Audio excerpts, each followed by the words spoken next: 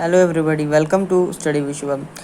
तो पिछले लेक्चर में हम लोग चैलेंजेस ऑफ नेशन बिल्डिंग को डिस्कस कर चुके हैं। तो इसमें हम लोग 3 चैलेंजेस को डिस्कस किए थे कि हम लोग को भारत में डाइवर्सिटी के साथ यूनिटी को बना के रखना था।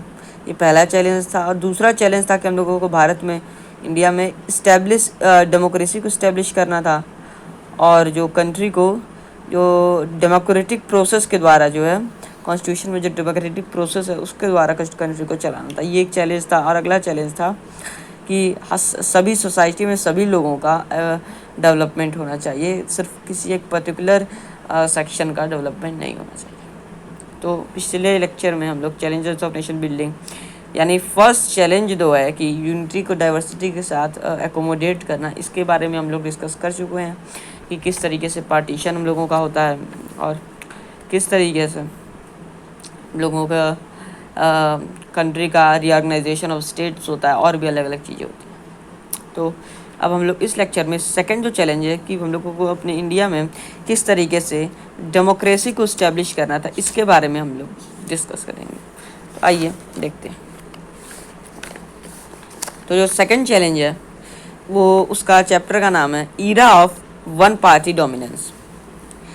तब अब सेकंड चैलेंज में क्या होता है, अब इसके बारे में देखते हैं कि जब हम लोगों का देश आज़ाद होता है तो एक डेमोक्रेसी को इस्टेब्लिश करने का एक चैलेंज उत्पन्न होता है कि किस तरीके से हम लोग भारत में डेमोक्रेसी इस्टेब्लिश करें।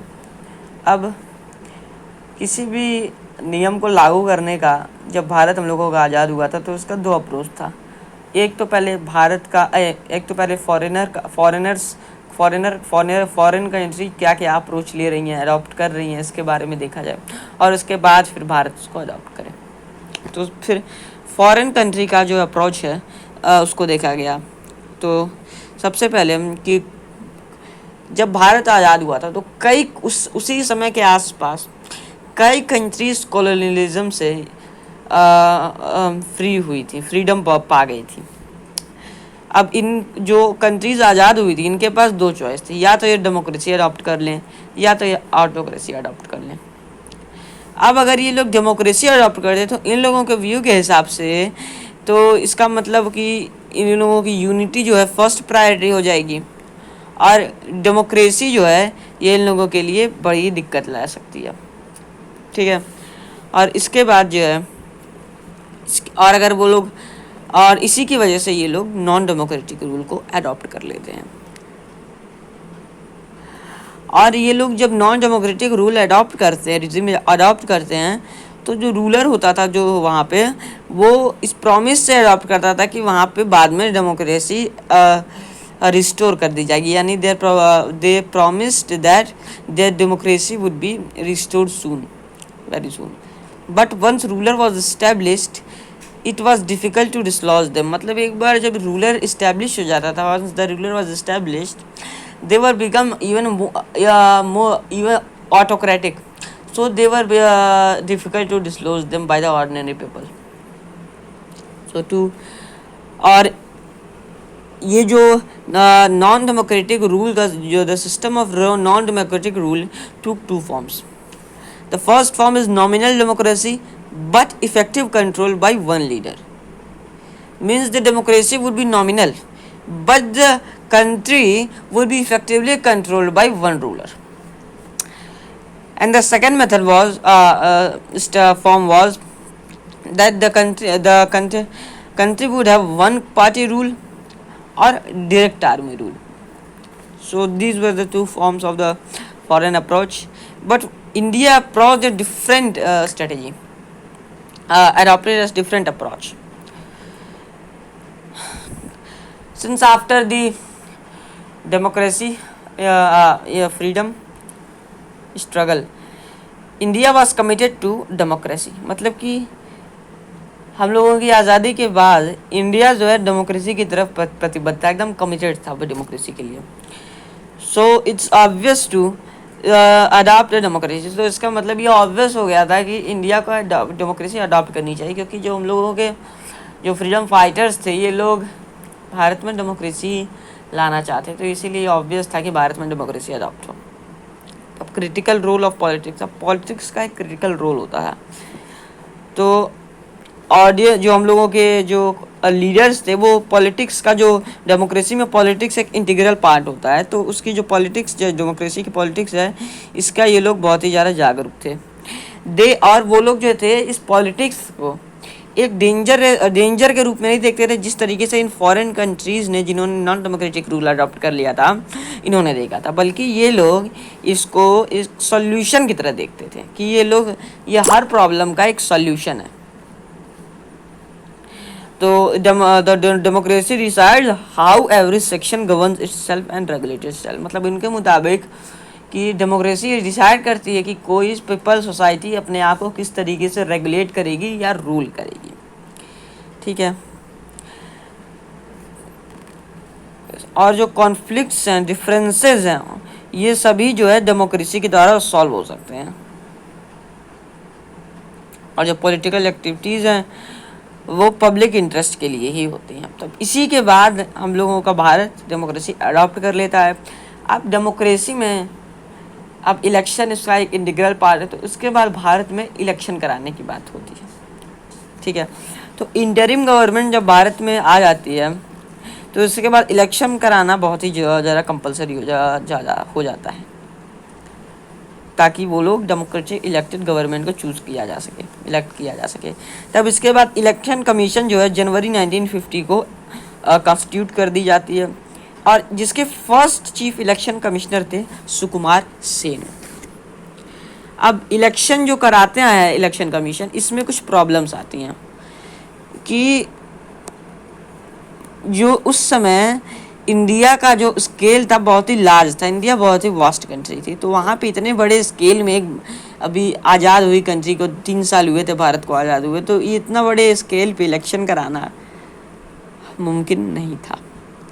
ये जो है बहुत ही ज़्यादा इलेक्टोरल रूल्स का प्रिपरेशन इसको चाहिए होता है। सेकंड पॉइंट है कि यहाँ पे इलेक्टोरल रूल्स का बहुत ही ज़्यादा preparation requires preparation of large electoral rules, तो ये सब जो है बहुत ही ज़्यादा टाइम कंज्यूमिंग था, तो इसकी वजह से इलेक्शन कराना जो है बहुत ही ज़्यादा मतलब कंड्यूसिव नहीं हो पा रहा था। So no election on this scale have ever been conducted, मतलब कि इस तरीके का इतना बड़ा इलेक्शन आज से पहले कभी नहीं हुआ था, तो इसलिए ये एक मैमथ एक्सरसाइज बन गई थी, एक बहुत ही बड़ी एक्सरसाइज बन गई थी। अब इसका सोल्यूशन क्या निकालती है कमीशन? अब कमीशन क्या करती है, 3 लाख ऑफिसर जो थे इनको वो कर लेती है कमीशन जो है 3 लाख ऑफिसर्स और पोलिंग बूथ्स को वो हायर करती है, और ताकि वो इलेक्शन कंडक्ट करा सके। अब इलेक्शन कमीशन के सामने एक और प्रॉब्लम आती है कि इलेक्ट्रिसिटी भारत में बहुत ही ज़्यादा जनसंख्या जो है लार्जली इलिटरेट एंड पुअर थी। ठीक है, और अभी तक सिर्फ यूरोप की कुछ प्रॉस्परसी कंट्रीज़ थी जहाँ पे, और नॉर्थ अमेरिका की कुछ प्रॉस्परस कंट्रीज़ ही थी जहाँ पर डेमोक्रेसी थी। तो भारत जैसी पुअर इलिटरेट कंट्री में डेमोक्रेसी जो इस्टेब्लिश करना, इलेक्शन कराना बहुत ही ज़्यादा प्रॉब्लम खड़ी कर रहा था। तो इसके बाद एक यूनिवर्सल एडल्ट फ्रेंचाइजी का एक भारत अडॉप्ट करती है, यानी कि 18 साल की उम्र के बाद से सभी लोग भारत में वोट देने लायक हो जाएंगे। लेकिन उस समय 21 साल ये जो एज थी ये 81 ईयर्स की थी। ठीक है, और जो यूरोपियन कंट्रीज थी जो लिटरेट थी वहाँ पे वुमेन को वोटिंग राइट्स नहीं थे, लेकिन भारत ने यूनाइटेड यूनिवर्सल फ्रेंचाइजी अडॉप्ट कर वुमेन को भी वोटिंग राइट देकर ये बहुत ही बड़ा रिस्क लिया, क्योंकि यूरोपियन कंट्री लिटरेट थे, यूरोपियन कंट्रीज जो थे वो लिटरेट थे, और इंडिया जो था एक इलिटरेट और पुअर कंट्री आता था, पेन्यूरियस था एकदम से। और इसके बाद आखिरकार इलेक्शन होते हैं 1950 अक्टूबर 1951 से फरवरी 1952 के बीच में इलेक्शन होते हैं।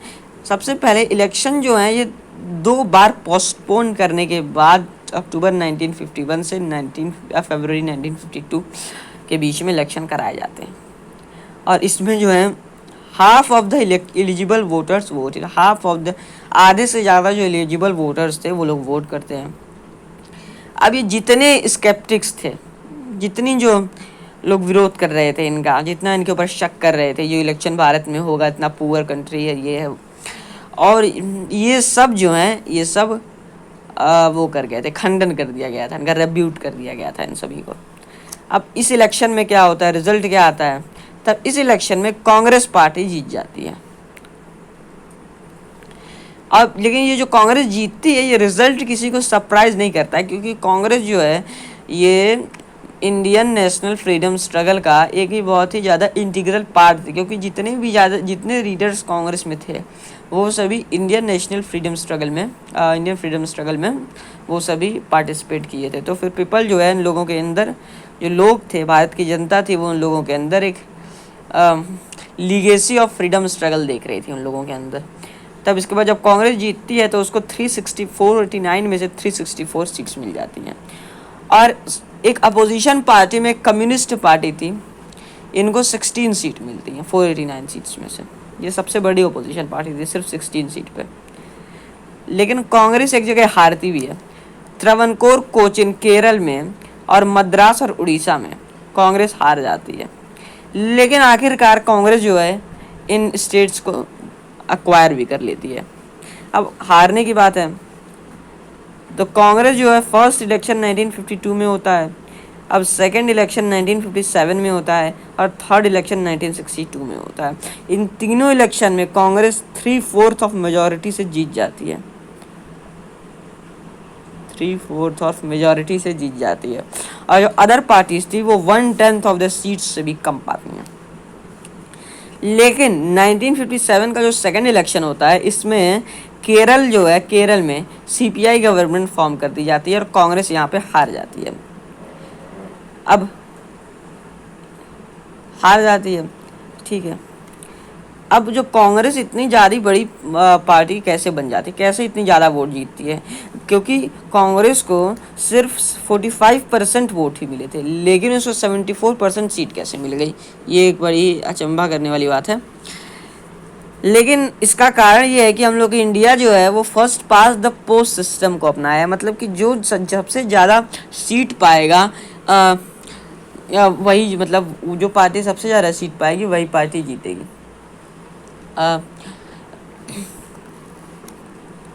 तो कांग्रेस जो है 45% वोट पाती है, लेकिन उसको 74% सीट मिल जाती है। और जो सोशलिस्ट पार्टी होती है वो 10% वोट पाती है, लेकिन उसको 3% से भी कम सीट मिलती है, ठीक है। अब कांग्रेस पार्टी के जीतने का कुछ एक और कारण है कि जो नॉन कांग्रेस वोट्स थे वो डिफरेंट ट्राइबल पार्टीज़ के बीच में डिवाइड हो गए थे, मतलब कि जो नॉन कांग्रेस जो अपोजिशन पार्टीज़ थी वो एक दूसरे के बीच में डिवाइडेड थी, ठीक है। अब केरल में जो 1957 के इलेक्शन में कांग्रेस मार्च 1957 में जो इलेक्शन होता है उसमें कांग्रेस हार जाती है, और यहाँ पे कम्युनिस्ट पार्टी 126 में 60 सीट पाकर जीत जाती है। अब यहाँ पे सीएम जो है ईएमएस नंबूदिरी पद बनते हैं। इसके बाद यहाँ पे एक लिबरेशन स्ट्रगल आता है, ये किसके द्वारा, एक कांग्रेस के द्वारा लिबरेशन स्ट्रगल एक चलाया जाता है। कांग्रेस उसमें क्या करती है, कांग्रेस के बाद लिबरेशन एक स्ट्रगल आज़ादी की एक वो चला देती है, मुहिम चला देती है केरल में। और इसी के बाद कांग्रेस अपनी मिसयूज़ करके, कॉन्स्टिट्यूशनल पावर का मिसयूज़ करके एक स्टेट इमरजेंसी जो है केरल में लगा देती है आर्टिकल 356 के तहत। कॉन्स्टिट्यूशन में आर्टिकल 356 के तहत जो है स्टेट इमरजेंसी केरल में लगा देती है, और इसके बाद केरल गवर्नमेंट को हटा दिया जाता है। अब ये first instance of misuse of constitutional power भी है, ठीक है। अब नेचर ऑफ कांग्रेस डोमिनेंस, अब कांग्रेस डोमिनेंस था, इसका नेचर कैसा था, क्योंकि various countries experience one part, कई कंट्रीज थी फॉरेन में, कई कंट्रीज थी जो वन पार्टी डोमिनेंस को एक्सपीरियंस की थी। सबसे पहले जो थी फॉरेन कंट्रीज जो थी उनके बारे में देखते हैं कि वो क्या क्या वन पार्टी डोमिनेंस को अडॉप्ट किए थे। सबसे पहले जो फॉरेन कंट्रीज थी इनमें दो तरीके के सेटलमेंट हुआ था कि जब कुछ कंट्रीज ऐसी थी जो सिंगल पार्टी रूल को अलाउ की थी, लेकिन ये जो सिंगल पार्टी रूल था इस पर कॉन्स्टिट्यूशनल मेजर था। लेकिन कुछ एक दूसरा सेटलमेंट था कि कंट्री जो था उसमें वन पार्टी रूल था, लेकिन इसमें जो था वो मिलिट्री मेजर लिया गया था, ठीक है। मिलिट्री जो थी उसमें इंटरफेयर की हुई थी। अब जो कॉन्स्टिट्यूशनल मेजर वाला था उसका चाइना है, क्यूबा है, सीरिया है, और इसमें जो मिलिट्री मेजर जो ली थी म्यांमार, बेलारूस, इजिप्ट और इरिट्रिया। अब difference between foreign system and Indian approach, मतलब कि जो भारत फॉरेनर्स जो सेटलमेंट अपनाए थे और भारत जो सेटलमेंट अपनाए, इसमें बीच में क्या डिफरेंस है। अब इंडिया जो है डेमोक्रेसी अडॉप्ट कर लेता है और इसमें कई जो पार्टीज है, different parties contested free and fair election, लेकिन सिर्फ कांग्रेस पार्टी ही जीतती है। तो इससे पता चलता है कि भारत का जो था इलेक्शन जो एक डिफरेंट अप्रोच, ये दो सेटलमेंट, एक कॉन्स्टिट्यूशनल मेजर से सिंगल पार्टी रूल और एक लीगल और मिलिट्री मेजर से सिंगल पार्टी रूल, और इसमें इलेक्शन नहीं होते थे, इसमें सीधे सिंगल पार्टी रूल होता था, लेकिन यहाँ पे फ्री एंड फेयर इलेक्शन हुए थे। तो इससे डेफिनेटली ये डिफरेंट अप्रोच अपनाई थी इंडिया। अब एक मैक्सिको में एक केस है, इसको देख लेते हैं कि PRI नेशनल रिवॉल्यूशनरी पार्टी जो है ये 1929 में फाउंड कर ली गई थी, ठीक है। और इसके बाद इसका नाम जो है इंस्टीट्यूशनल रिवॉल्यूशनरी पार्टी रखा गया था। अब ये लगातार कंटिन्यूसली 6 इलेक्शन जीती थी और इसी के बाद इसमें मैक्सिको में इसका वन पार्टी डोमिनेंस हो गया था। इसको परफेक्ट डिक्टेटरशिप भी कहा जाता था, लेकिन आखिरकार वो 20,000 AD में हार भी जाती हैं। अब कुछ कारण देख लेते हैं क्यों कांग्रेस की, क्या कुछ कारण देख लेते हैं कि reasons of Congress non party dominance, Congress party dominance, मतलब कि कांग्रेस के डोमिनेंस का कुछ रीजन देख लेते हैं। तो सबसे पहला जो रीजन है, जो कांग्रेस की जो एक्स्ट्राऑर्डिनरी सक्सेस है, जो अभूतपूर्व जो जीत पाई थी कांग्रेस, ये लीगेसी ऑफ फ्रीडम स्ट्रगल की वजह से भी पाई थी। मतलब कि जितने लीडर्स थे कांग्रेस में वो सभी जो थे वो नेशनल फ्रीडम स्ट्रगल में पार्टिसिपेट किए थे। तो ये ऑब्वियस था कि लोग जो हैं उन्हीं को वोट देंगे, क्योंकि वो लोग उन्हीं को जानते भी थे अच्छे से, वो लोग एक इनहेरिटर भी थे नेशनल फ्रीडम मूवमेंट स्ट्रगल के, ठीक है। और जो लीडर्स थे वो नेशनल मूवमेंट में सामने वो कर रहे थे, नेशनल मूवमेंट को चला रहे थे। तो फिर पीपल जो था उन लोगों का उनके बीच में बिलीफ था, ठीक है। और कांग्रेस जो थी एक वेल ऑर्गेनाइज्ड पार्टी थी, और जब तक कोई दूसरी पार्टी किसी स्ट्रेटेजी के बारे में सोच सकती थी कि वो कांग्रेस को किस तरीके से हराए, तभी तक जो थी कांग्रेस थी उसी स्ट्रेटजी को अपना लेती थी, और जो अपोजिशन पार्टी थी उसका जो स्ट्रेटजी थी वो फेल कर जाती थी। इसी तरह जैसे कांग्रेस जो एक बार सोशलिस्ट अप्रोच भी अपना ली थी, क्योंकि जब कांग्रेस बनी थी तो वो सोशलिस्ट अप्रोच नहीं अपनाई थी, ठीक है। अब benefit of first of the block, मतलब कि कई जो पार्टी थी वो इंडिपेंडेंस के समय बनी थी या इंडिपेंडेंस के बाद बनी थी। तो कांग्रेस के पास सबसे आगे रहने का वो एक बेनिफिट भी था, क्योंकि ये इंडिपेंडेंस से पहले भी नहीं बनी, ये सब बहुत पहले बनी थी, लगभग 1885 के आसपास बनी थी। अब कांग्रेस जो था वो ऑल इंक्लूसिव थी। अब ऑल इंक्लूसिव कैसे थी इसके बारे में देख लेते हैं। तो कांग्रेस जो है एक सोशल और आइडियोलॉजिकल कोलिशन थी, मतलब कि सोशल और आइडियोलॉजी की भी एक कोलिशन था, ये पूरी संगठन था एक तरीके से। अब सोशल कोलिशन कैसे था इसके बारे में देख लेते हैं। जब कांग्रेस एग्जिस्टेंस में आई थी तो ये इंग्लिशमैन, अपर कास्ट और अपर मिडिल क्लास और अर्बन इलाइट के द्वारा जो थी रूल की जाती थी, ठीक है। ये एओ ह्यूम द्वारा एलन ऑक्टेवियन ह्यूम द्वारा ये कांग्रेस जो है एस्टैब्लिश की गई थी, ठीक है। लेकिन सिविल डिसोबीडियंस मूवमेंट जब चलता है तो इसके बाद डाइवर्स ग्रुप के लोग इसमें हो जाते हैं, इन्वॉल्व हो जाते हैं, जैसे peasant, industrialist, urban dwellers, villagers, workers, owners, middle, lower और अपर क्लास के लोग, अलग अलग कास्ट के लोग, सब लोग इसमें इन्वॉल्व हो जाते हैं। और इट्स लीडर, और ये जो कांग्रेस की लीडरशिप है ये रूरल ओरिएंटेशन के द्वारा हो जाती है। ये इसको रेनबो लाइक सोशल कोलिशन भी कहते हैं। अब ये देखिए अलग अलग सोसाइटी के लोग हैं, तो इसको सोशल कोलिशन भी कहा जा सकता है, क्योंकि ये किसी पर्टिकुलर सोसाइटी का भी कांग्रेस नहीं था, ये एक पूरा एक सोशल कोलिशन बन गया था, ठीक है। अब आइडियोलॉजिकल कोलिशन कैसे है। कांग्रेस में जो थे एक डाइवर्स फील्ड के लोग थे, ठीक है, जैसे पीजेंट थे, इंडस्ट्रियलिस्ट थे, अलग अलग लोग थे, urban dwellers, upper class, middle class, अलग अलग सोसाइटी के लोग थे, ठीक है। तो ये ऑब्वियस था कि इन लोगों के पास एक डिफरेंट आइडियोलॉजीज होंगी, तो इनके पास तो डिफरेंट आइडियोलॉजी, तो इसीलिए कांग्रेस को एक आइडियोलॉजिकल कोलिशन भी कहना गलत नहीं होगा। अब आइडियोलॉजी कैसी थी, जैसे इसमें पैसिफिस्ट आइडियोलॉजी के भी लोग थे, कंजर्वेटिव आइडियोलॉजी के भी लोग थे, रेडिकल आइडियोलॉजी के लोग थे, एक्सट्रीमिस्ट आइडियोलॉजी के भी लोग थे, मॉडरेट आइडियोलॉजी के लोग थे, और राइट और लेफ्टिस्ट आइडियोलॉजी के लोग थे। अब इसमें कुछ एक्सेप्शन है, जैसे सोशलिस्ट पार्टी जो है ये सेपरेट हो जाती है कांग्रेस से बाद में जाके और अलग हो जाती है। अब एक toleration and management of action, ये एक कांग्रेस की एक खासियत थी कि ये एक रीज़न भी है कि कांग्रेस क्यों जीती थी, कितना डोमिनेंस क्यों इस्टेब्लिश की हुई थी, कि उसके अंदर जो उनके अंदर फैक्शन बने हुए थे, कांग्रेस के अलग अलग फैक्शन बने हुए थे। सबकी आइडियोलॉजी अलग अलग थी, अलग अलग सोसाइटी के सोशल क्लास के लोग थे, तो सबके पास अलग अलग आइडियोलॉजीज थी, तो अलग अलग फैक्शन कांग्रेस में बन गए थे। कोई कंजर्वेटिव था, कोई रेडिकल था, कोई लेफ्टिस्ट था, कोई राइटिस्ट था, अलग अलग तरीके की उसमें सोच बन गई थी। तो सबसे पहले पॉइंट देखते हैं, all accommodated nature of Congress, मतलब सभी लोगों को ये अपने अंदर अकोमोडेट की थी। Congress was a collision so accommodate all the who joins it, मतलब कि कांग्रेस एक कोलिशन थी, मतलब जो भी उसमें अडॉप्ट ज्वाइन करता था वो उसका उसमें वो अडॉप्ट कर दिया जाता था,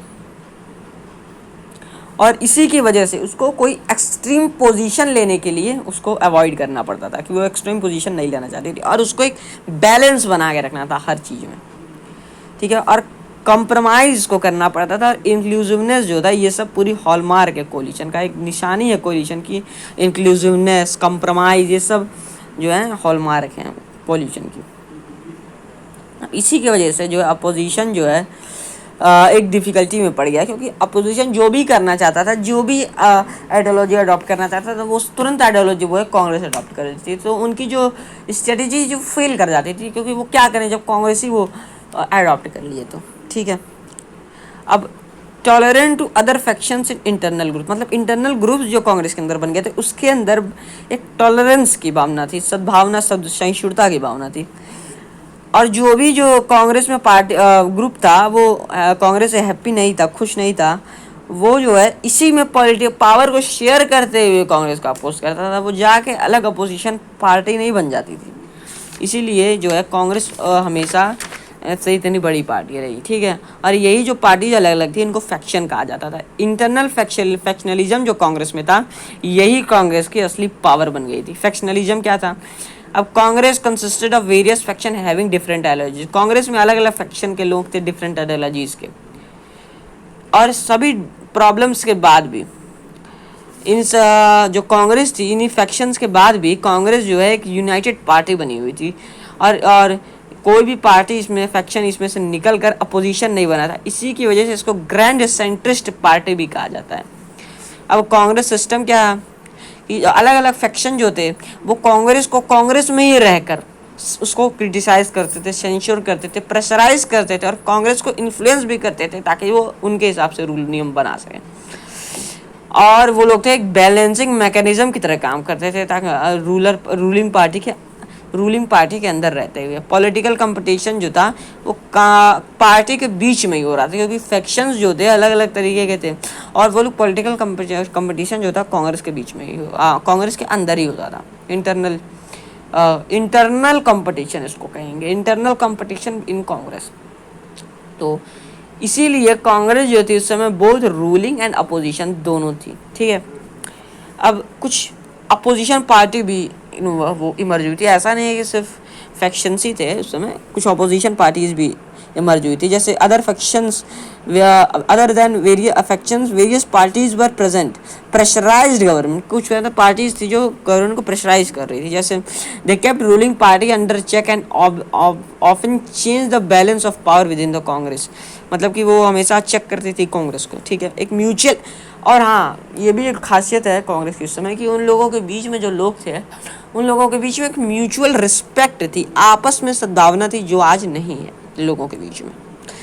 कि जो लीडर्स थे कांग्रेस के और अपोजिशन के जो लीडर थे इन लोगों के बीच में एक म्यूचुअल रिस्पेक्ट थी। जैसे एग्जाम्पल है जवाहरलाल नेहरू जो हैं वो सोशलिस्ट पार्टी के जो लीडर थे उनको कांग्रेस ज्वाइन करने के लिए इनवाइट करते हैं, और जो फर्स्ट इलेक्शन होता है अपोजिशन लीडर थे डॉक्टर अंबेडकर और श्यामा प्रसाद जो थे उनको जो है कैबिनेट में इनवाइट किया जाता है। तो इससे जो समझ में आता है कि एक म्यूचुअल रिस्पेक्ट थी अपोजिशन पार्टी और लीडर्स के बीच में। अब जो है इस समय जो है ये जो म्यूचुअल रिस्पेक्ट है धीरे धीरे ख़त्म होती जा रही है। अब वो जो इम्पोर्टेंट जो पार्टीज़ बनी थी उस समय उनके बारे में एक लिस्ट है। उस लिस्ट को अगर हम लोग थोड़ा देख लेते हैं कैसे कैसे कौन सी पार्टी लिस्ट है।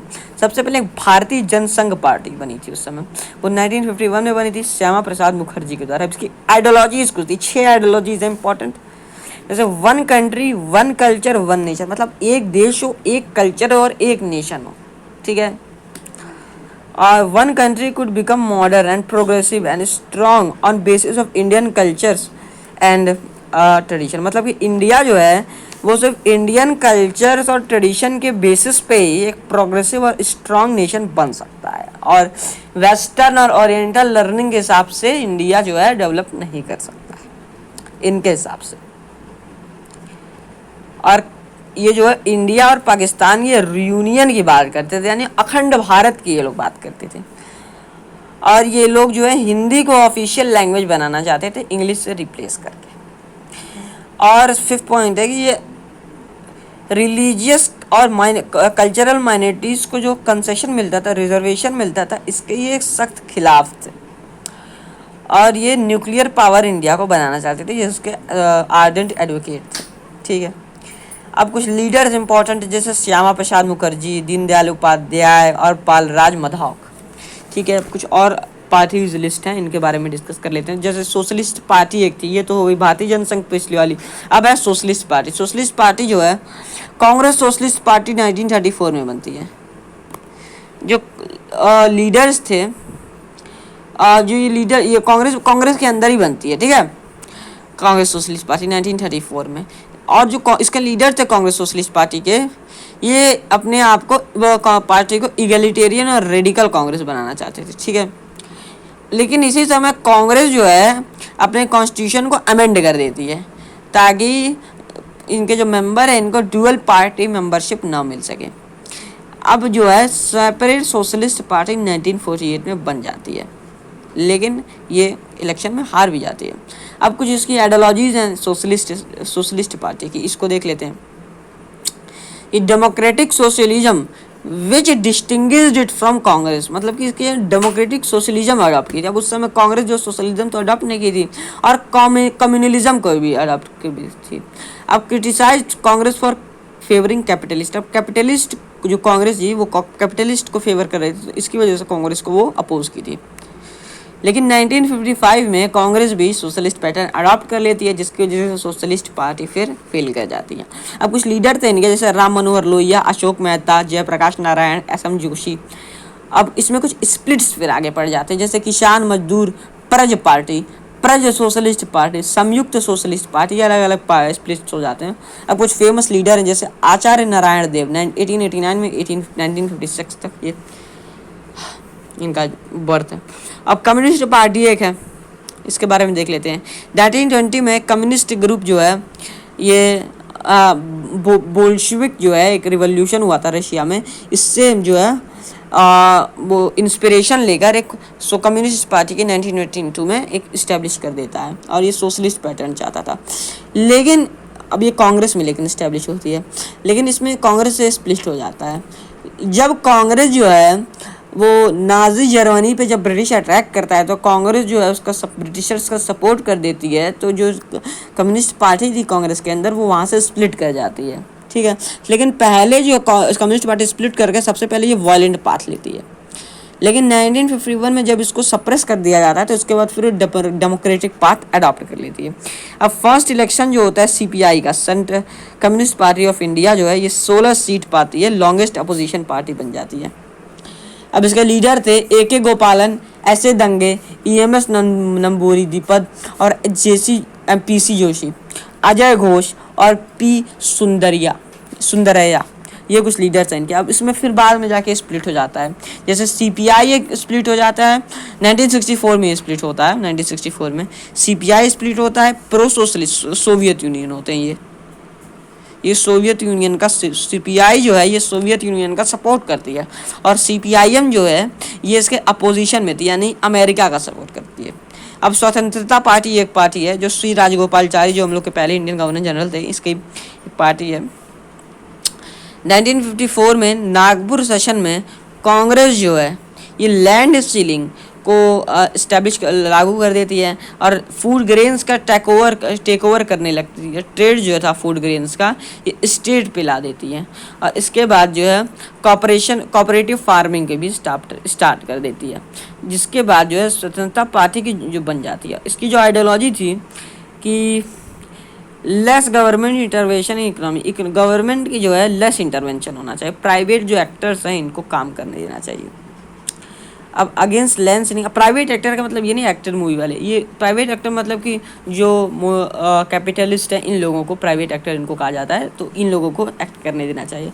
अब ये लोग अगेंस्ट सीलिंग थे, लैंड सीलिंग जो 1959 नागपुर सेशन में 1959 जो है नागपुर सेशन था, इसमें जो है लैंड सीलिंग जो अडॉप्ट करती है कांग्रेस, इसमें के ये अपोज में थे।